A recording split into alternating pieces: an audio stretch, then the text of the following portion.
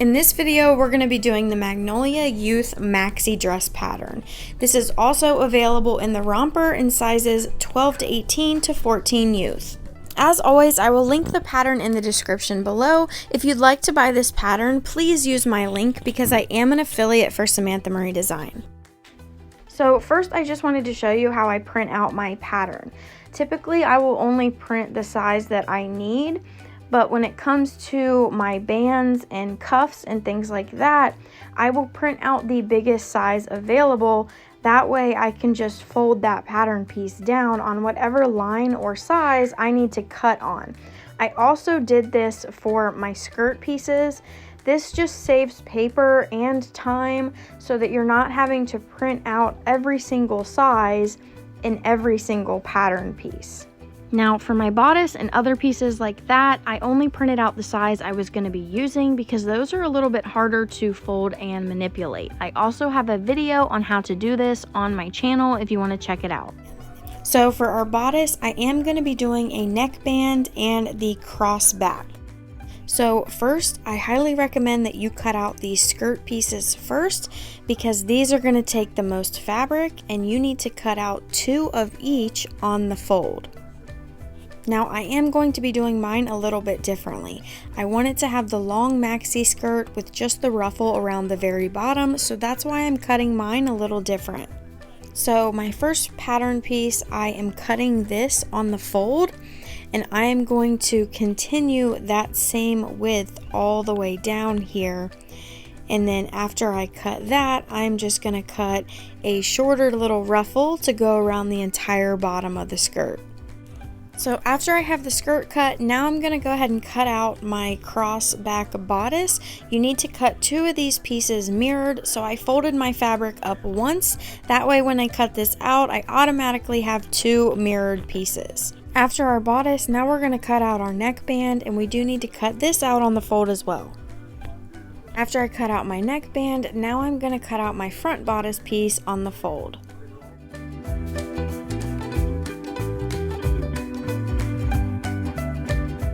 Now I'm going to cut out my sleeve cuffs, and we need 2 of these, and we're not cutting these on the fold. After our cuffs, now we're going to cut out 2 sleeves on the fold. So I am making a size 3T, and after I had all of my pattern pieces cut out, this size took almost an entire yard of fabric just for reference. So after we have everything all cut out, you should have 2 bodices, a neckband, 2 sleeves, 2 cuffs, and 2 skirts. So the first thing I'm going to do is lay my front bodice right sides up and put my 2 back bodice pieces on top, and we are going to sew at the shoulder seams. After we do that, now I'm going to take my neckband and fold this in half, wrong sides together, and then I'm going to start here, pinning my neckband all the way around my bodice until we end on the other side. Now I'm going to go ahead and serge my neckband on, and after that we're going to go ahead and pin our sleeves, and I'm going to mark the middle of my sleeve so that I can pin it on my seam, and then pin my sleeve around that entire opening. Then I'm going to go ahead and serge my sleeve on just like this, and then we're going to repeat this with our other sleeve. After both sleeves are on, we're going to lay our bodice right sides together like this, and I'm going to start at the end of my sleeve, and we are going to need to enclose both of these overlapping pieces in our side seams underneath the armpit area here. So just to make sure that you catch those in your side seams, I highly recommend pinning those in place. And I'm going to start at the end of my sleeve, go all the way down, and then down the side of my bodice.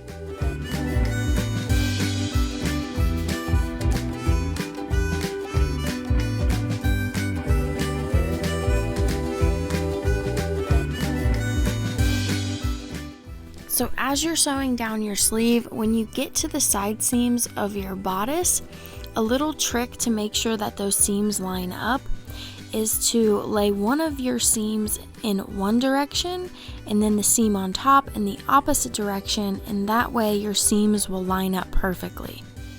Next, for our sleeve cuffs, I fold it in half once and then fold in half again and serge down that short edge. Then you can slide your cuff inside of your sleeve and serge that on in the round. I line up the edge of my sleeve seam with the seam of my sleeve. For your skirt pieces, you're gonna lay those right sides together and sew down your side seams. Now for everyone's favorite part, we need to gather both of our skirt pieces. Now you could also do elastic at this step for your top tier skirt. I do have a video on how to do that in my Magnolia romper video. In this video, I'm using my longest straight stitch setting to do 2 rows of gathering stitches. To gather, all you need to do is grab your 2 top threads and just gently pull so that all of your fabric bunches or gathers together.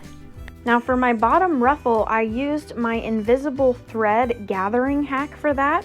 I do have a more detailed video on my page if you want to check that out.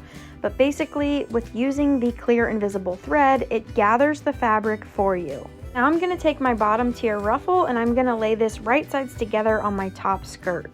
Then I'm going to go ahead and serge this on all the way around the bottom of my skirt. Make sure that you're not cutting off your gathering stitches, but enclosing them in your serger stitches. Now you want to go ahead and hem the bottom edge of this skirt. I just didn't do mine yet because I wanted to see how it was going to fit. Now with the top tier skirt, you want your gathers to be the same width as your bodice is. So I usually lay these 2 together and then readjust my gathers so when I go to sew these on, it fits. So you want right sides to be touching, so I'm going to place my bodice inside the bottom of my skirt and we're going to serge this on in the round.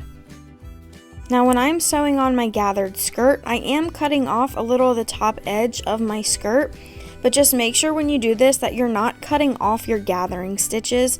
You want those gathering stitches to be inside of your serger stitches. Now another thing you could do is use elastic for the gathering. I do that in my Magnolia romper video if you want to check it out. This is what the dress looked like on my daughter, and I think I am going to go back and just hem that bottom ruffle as well. I think I would also probably make that little ruffle a little bit thicker as well. Thank you so much for watching, guys. Please like and subscribe. If you have any questions, just drop them in the comments below.